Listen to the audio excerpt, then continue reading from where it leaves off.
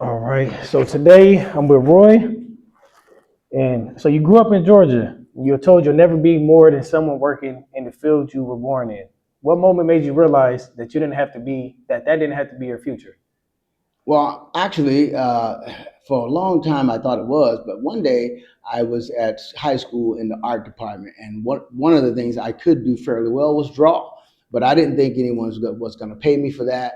And the transforming day was I walked out of the art department, and I just so happened to see an Air Force guy walking across the campus. I mean, he was tall, had the Air Force blues on, nice haircut, and I just said to myself, I can do that. That's what I want. And I think that was the moment that I began to dream that, hey, if I could go in the Air Force, I could get past all this tobacco fields and all these things. And it was one of the best decisions I ever made. Okay, that's a lot of life experience. And I've had conversations with you, and you lived a lot of different lives military, technical work. You traveled the world. What lessons did a lot of those experiences teach you about discipline and growth? Oh, man. Let's start with discipline. Discipline is the key.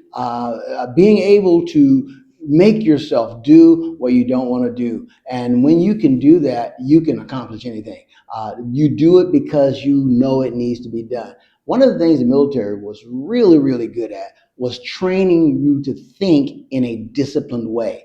This task needs to be accomplished. This is how the task needs to be accomplished. This is when it needs to be accomplished.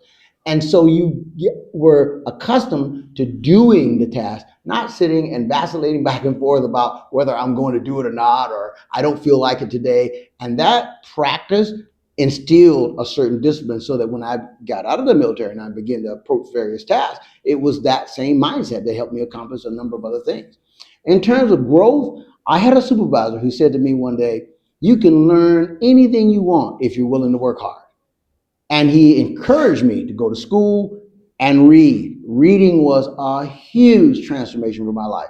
Once I realized that, man, most of the things that you want to learn are written down in a book. Somebody did them before and they told you how to do it and wrote it down in the book. Absolutely. And so I began to read those things. And so really you begin to stand on the shoulders of people who have been there, done that. What a great way to learn for not a very expensive price. Absolutely. So one of my favorite quotes from you is you always say if you don't know something, buy a book on it. Is that something you came up with or where did that come from in your life? I think I first heard that from a guy by the name of Jim Rohn. And Jim Rohn was an entrepreneur, businessman. I think he started a company called Herbalife back in the 80s or something of that nature. And he said it more or less this way. If you want to know something and be good at it, make a study of it.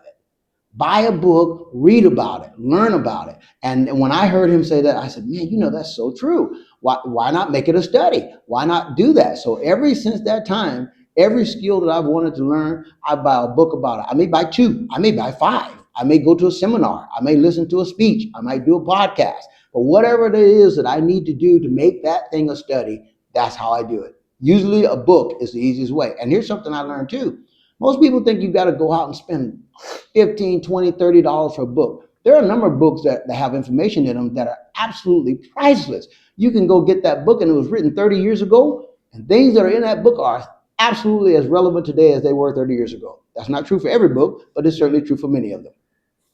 Is this something that you had that mindset as a kid? And that relates to my next question is what lesson did you have to learn the hard way that you wish the younger you understood earlier in life?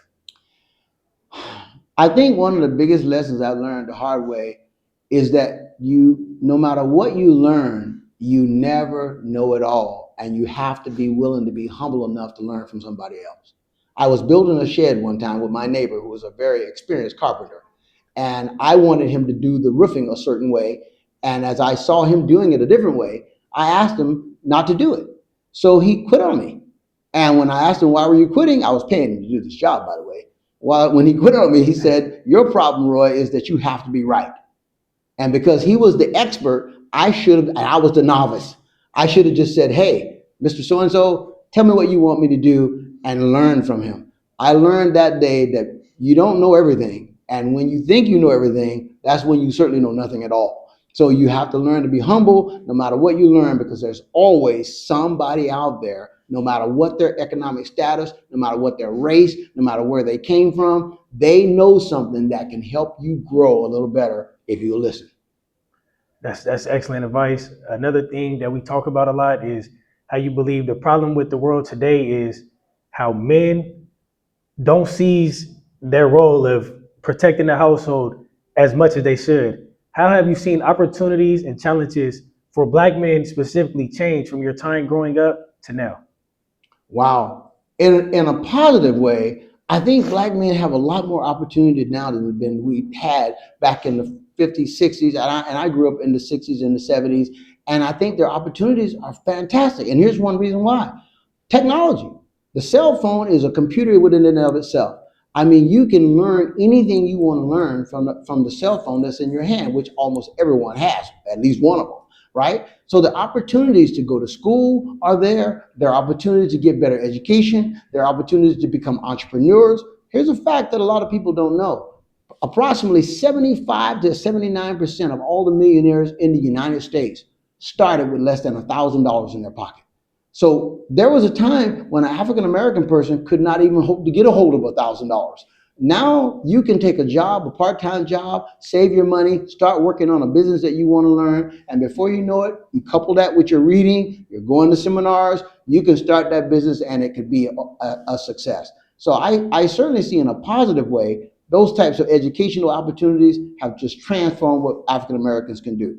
Now, in a negative side, I do feel that the culture has created an atmosphere, particularly with welfare and various other programs, that if a person is not careful, they'll become complacent. They'll get to the point that they think the government is going to take care of me, the government is going to take care of my household, and I think that's a mistake. I think what we should think is when we are down, because everybody needs help sometime, take the help, but don't take the help too long, right? Take the help and learn how to catch the fish and go fish for yourself. So a lot of us in here are trying to rebuild ourselves. We do become complacent compared to the environment we come from. And hearing someone who's lived so many chapters of life speak on growth, it actually means a lot to us. And I know one of your biggest goals right now that you speak on is opening a farm or open a reentry program of yourself. Sure. How long have you had that idea, and what are you doing to work towards that goal? I've had that idea probably for the last 4 years. And what I'm doing to work toward it, I finished my 2 year degree and bachelor's degree, got a degree in drug and alcohol counseling. I'm now currently working on my master's degree in social work, which I'll graduate in 10 weeks exactly. And from there, I'm going to go back to work and get my time so that I can take my a licensed clinical social worker exam and become a licensed clinical social worker so that I can help men with mental health issues. And that's why I'm doing that. The next thing I'm doing is preparing the finances that I need to be able to purchase the property to be able to do that. And the third thing is to launch the actual organization, the nonprofit organization, which I've had a lot of information about that and how to do it, how to get it done. And so that's where we are in that right now. And I'm excited about seeing it come to reality. It's coming together. I know we talked about it yesterday that a man, most plans fail because you fail to plan. And you're a man that writes his plans down. I'm going to end with this.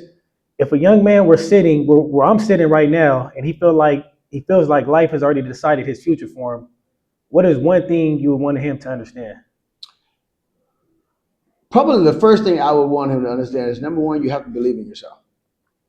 You have to say to yourself, no matter what the external circumstances are, that you are capable and that you can make it.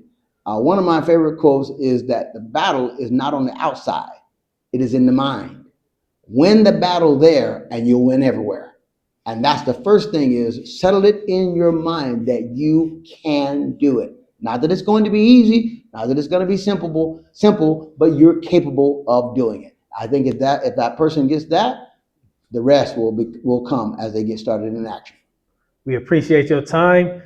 Life after incarceration. Freedom isn't where the story ends, it's where it begins. Thank you for real. Thank you.